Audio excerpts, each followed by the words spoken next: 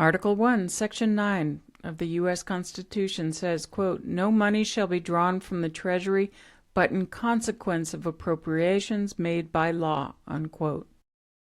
The founders gave Congress, not the President, control over spending. February 2025. Without warning, the Office of Management and Budget issues a memo. Freeze all federal grants and loans. Everything, everywhere, immediately. Hospitals that depend on federal funding, universities with research grants, small towns with infrastructure projects, nonprofits serving vulnerable populations, all frozen.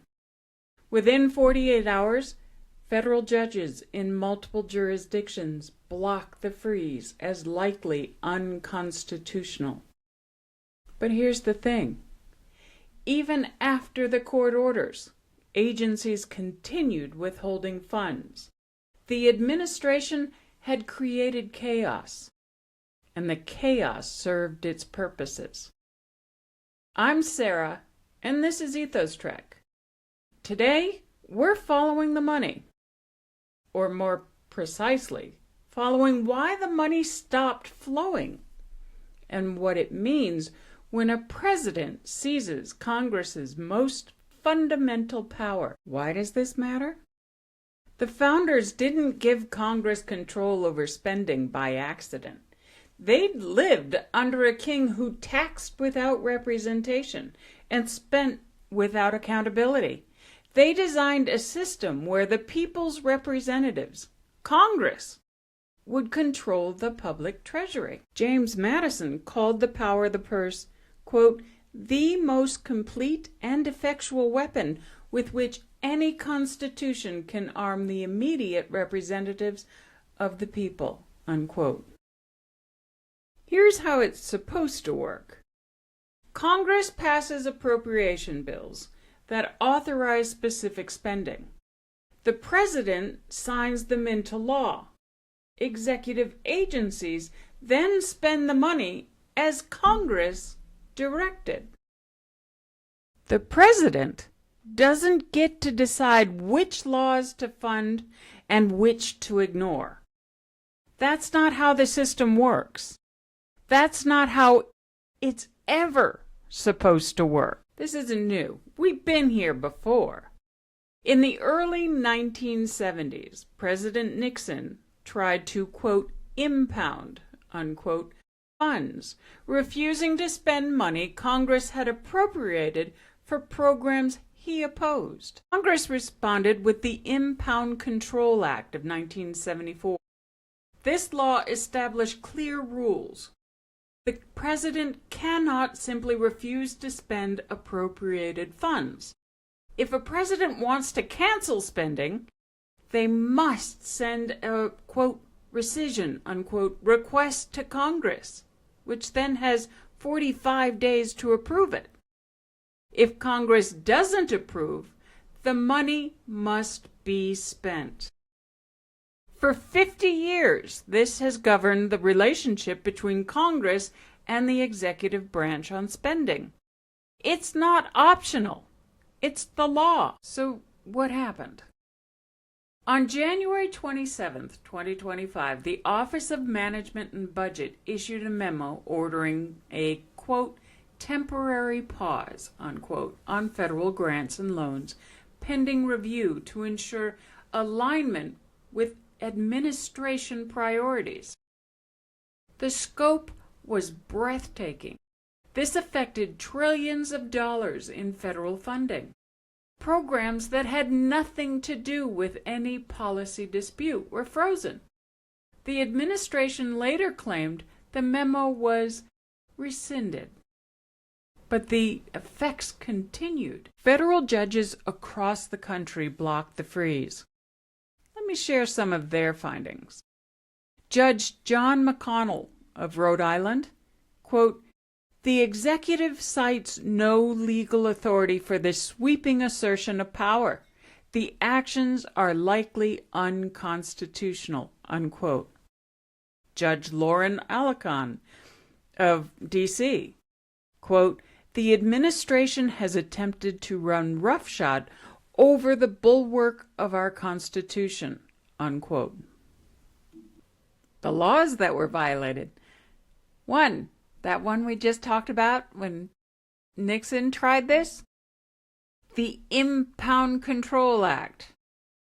The president cannot withhold appropriated funds without the statutory process. No rescission requests were submitted. The law was flat out ignored. 2.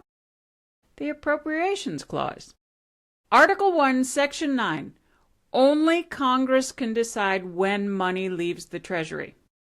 The executive branch has no constitutional authority to override congressional spending decisions. None. 3. The Administrative Procedure Act. Agencies must follow proper procedures when changing policies. Would it surprise anyone to know that a midnight memo freezing everything isn't proper procedure? The destruction of USAID. The funding freeze was chaotic, but temporary in its specific form. The dismantling of USAID is something more permanent and arguably more alarming. What is USAID? The United States Agency for International Development. It's existed since 1961. It administers foreign aid, humanitarian assistance, and development programs around the world. It's been led by administrators from both parties. It's not a partisan agency. It's an instrument of American foreign policy. What happened? In February of 2025, the administration moved to essentially eliminate USAID as a functioning agency. Staff were placed on administrative leave. Programs were terminated. Offices were closed. Career officials with decades of experience were pushed out. Contracts supporting development projects worldwide were canceled. Humanitarian programs were halted mid-operation. Food rotted in warehouses. In March 2025, U.S. District Judge Theodore Chuang issued a ruling finding the dismantling of USAID, quote, likely violated the Constitution in multiple ways, unquote. He found that the administration had exceeded executive authority. Congress created USAID. Congress funded USAID. The president cannot unilaterally destroy what Congress built. Judge Chuang also raised an issue we'll examine further in Episode 4. Elon Musk, through Doge, was wielding governmental power that would normally require Senate confirmation. The judge found this likely violated the Appointments Clause. Then there's the human cost. This isn't abstract. USAID programs provide food aid during famines, medical supplies during epidemics, support for refugees fleeing violence. When those programs stop, people die. Human beings die. Let's step back and see the pattern. Step 1. Issue sweeping orders that freeze or redirect funds Congress appropriated. Step 2. When courts block the orders, claim compliance while agencies continue the freeze through quote-unquote review processes. Step 3. Dismantle the agencies that administer programs the administration dislikes. Step 4. When the courts rule the dismantling illegal, claim the programs can't be restored because the expertise is gone, the staff dispersed, the institutional knowledge lost. It's a strategy of creating irreversible facts on the ground. By the time courts rule, the damage is done. Congress appropriated the money. Courts said the freeze was illegal. The money still didn't flow as Congress intended. The will of the legislative branch, the people's branch, was overridden. Some things to ponder. If the president can freeze any funding they disagree with, what power does Congress actually have? The Constitution gives Congress the power of the purse. If that power can be overridden by executive memo, is it a power at all? What happens when destroying something is faster than the courts can act to save it? USAID took 60 years to build. It was gutted in weeks.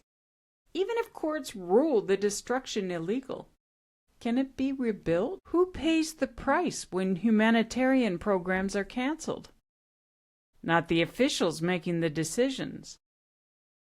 The people who lose food aid, medical care, and refugee assistance. What's the role of Congress when its appropriations are ignored? Congress has oversight power, subpoena power, impeachment power, the power to refuse to confirm nominees. Why aren't these tools being used? Is there a difference between policy agreement and constitutional violation? You can oppose USAID's mission and still recognize that the president can't unilaterally destroy agencies Congress created. Where do you draw the line? What can you do? I bet you know what I'm going to say first. Contact your representatives about the Impoundment Control Act. What's that switchboard number? Say it with me. Area code 202-224-3121.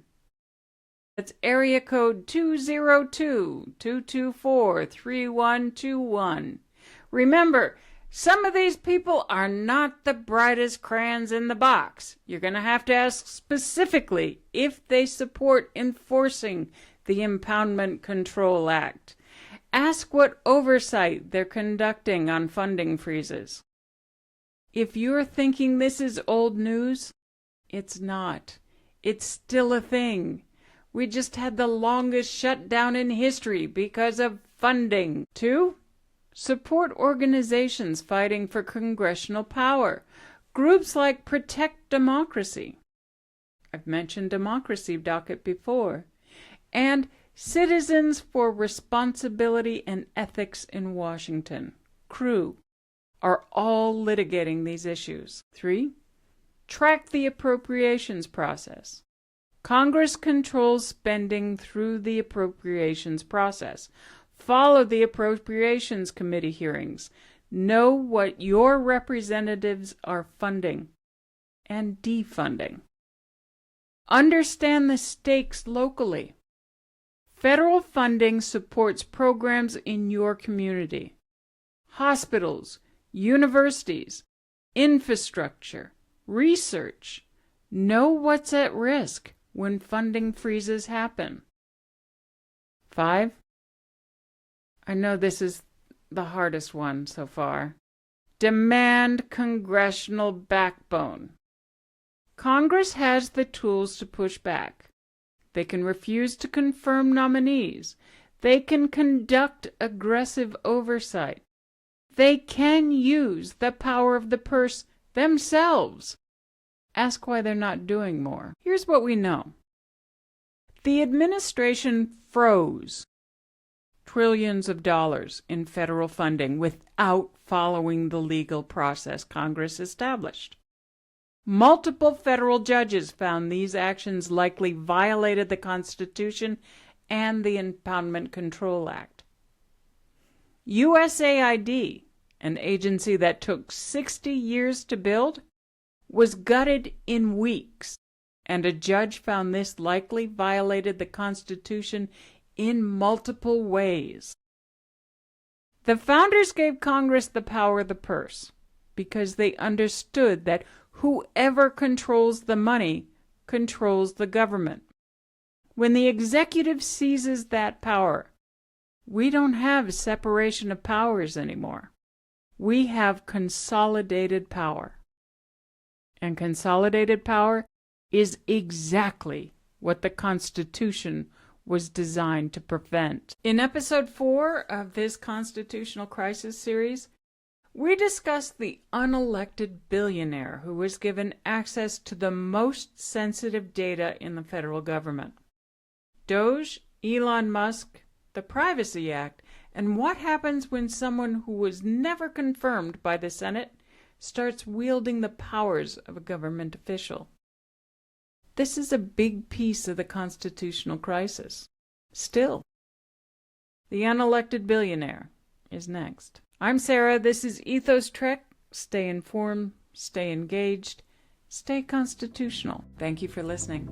If you like this content, please poke that like button. Leave a comment or simply drop an emoji. Consider subscribing. It doesn't cost you a thing. Subscribing is totally free, and it will ensure you see new videos when they're uploaded. If there's someone you think would enjoy this content, please share. I'll be back in a few days.